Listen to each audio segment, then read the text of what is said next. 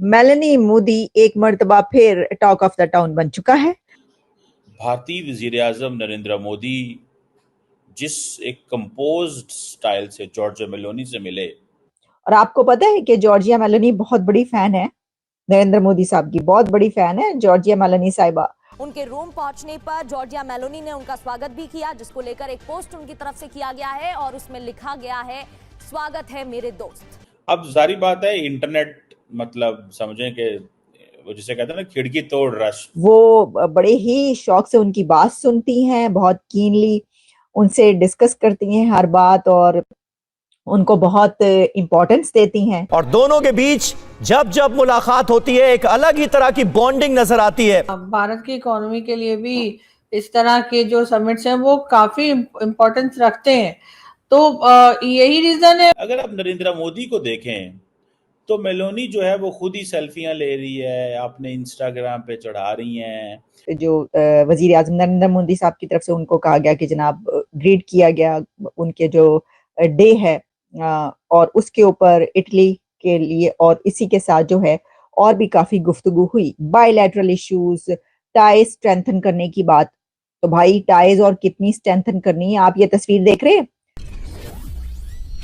जय हिंद दोस्तों, very warm welcome to Hindustan special channel. Rome पहुंचने पर भारत के प्राइम मिनिस्टर नरेंद्र मोदी ने इटली की प्राइम मिनिस्टर जॉर्जिया मेलोनी से डिनर पर मुलाकात की।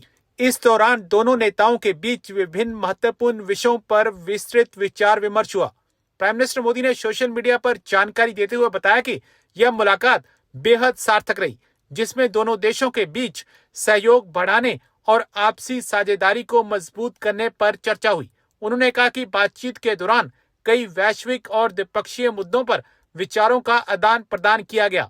रात्रि भोज के बाद प्राइम मिनिस्टर मोदी ने रोम के ऐतिहासिक कोलोसियम का भी दौरा किया, जिसे विश्व धरोहर और प्राचीन रोमन सभ्यता का प्रतीक माना जाता है। प्राइम मिनिस्टर मोदी ने आगे कहा, वह आज होने वाली वार्ताओं को लेकर उत्साहित है, जिनमें भारत और इटली के बीच दोस्ती और सहयोग को और आगे बढ़ाने पर विशेष जोर रहेगा। प्राइम मिनिस्टर मोदी इस समय अपनी 5 देशों की यात्रा के अंतिम चरण के तहत इटली में है। मेलानी मोदी एक मर्तबा फिर टॉक ऑफ द टाउन बन चुका है और वो इस तरीके से कि जो जॉर्जिया मेलानी है प्राइम मिनिस्टर ऑफ इटली, उन्होंने, और आपको पता है कि जॉर्जिया मेलानी बहुत बड़ी फैन है नरेंद्र मोदी साहब की, बहुत बड़ी फैन है जॉर्जिया मेलानी साहिबा। वो बड़े ही शौक से उनकी बात सुनती हैं, बहुत कीनली उनसे डिस्कस करती हैं हर बात और उनको बहुत इम्पोर्टेंस देती हैं और उनकी जो रिकमेंडेशंस होती हैं उनको वो बहुत इम्पोर्टेंस देती हैं। तो देखें, ये जो आपको याद होगा कि उन्होंने जब सेल्फी ली थी जॉर्जिया मेलानी ने नरेंद्र मोदी के साथ, तो वो दोनों की सेल्फी इतनी कुछ चली थी, इतनी कुछ चली थी, वो पूरी दुनिया में सब कह रहे थे कि देखें सेल्फी, वो मेलानी मोदी सेल्फी हो रहा था, है जी, सेल्फी सेल्फी हो रहा था। तो अब फिर मेलानी मोदी हो रहा है। मोदी साहब की तरफ से उनको कहा गया कि जनाब ग्रीट किया गया उनके जो डे है, और उसके ऊपर इटली के लिए और इसी के साथ जो है और भी काफी गुफ्तगू हुई बायलैटरल इश्यूज, टाई स्ट्रेंथन करने की बात। तो भाई टाइज और कितनी स्ट्रेंथन करनी है, आप ये तस्वीर देख रहे हैं। थंबनेल पे आपने तस्वीर देखी है, क्योंकि जो थंबनेल पे तस्वीर है वो बस देखिए हाथ से हाथ जुड़े हुए हैं, बस हाथ पकड़ने की देर है। अभी यही समझते हैं इस समिट को बहुत इसकी इम्पोर्टेंस है और इससे काफी फायदा होने वाला है। देखिए रोहित दादा ने इसको बहुत अच्छे से बता दिया। नॉर्डिक कंट्रीज यानी स्कैंडिनेवियन कंट्रीज भी इनको कहते हैं। ये यूरोप के नॉर्थ में जो कंट्रीज पड़ती हैं, 5 देशों का समूह है, Finland, Denmark, Norway, Sweden and Iceland, ठीक है ना।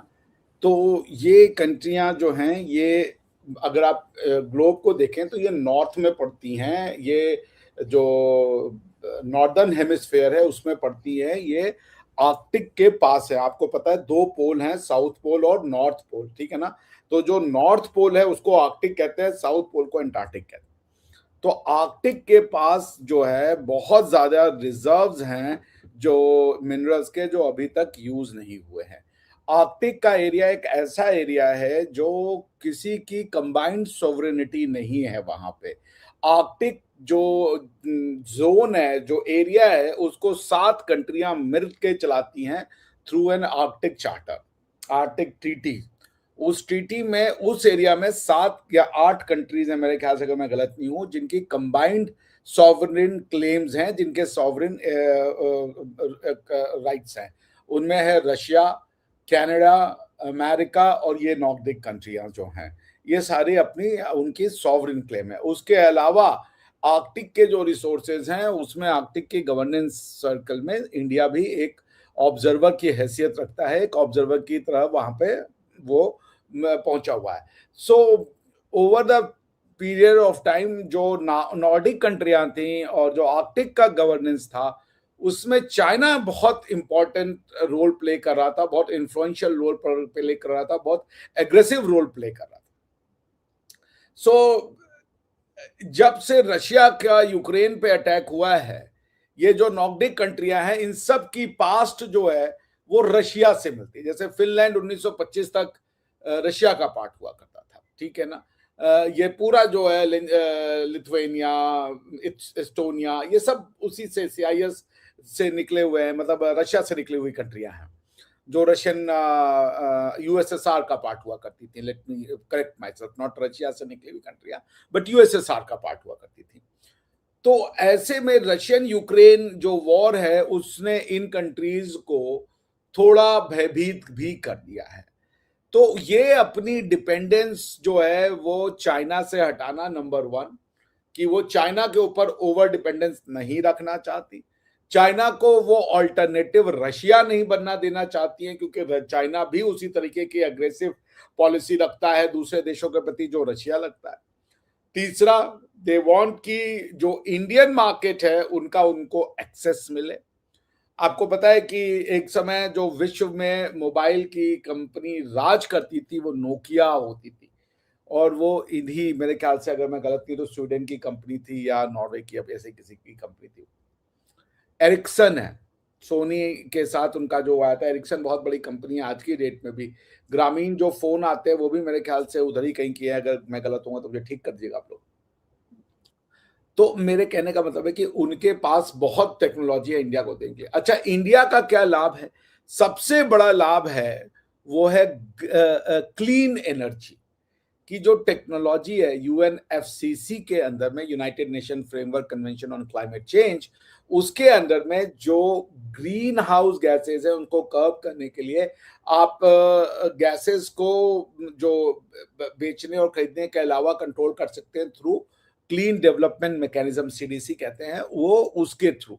सो क्लीन डेवलपमेंट मैकेनिज्म में आपको इन्वेस्ट करना पड़ता है ऐसी टेक्नोलॉजी पे जो ग्रीन एनर्जी प्रोड्यूस कर सके या ग्रीन एनर्जी को कंज्यूम कर सके।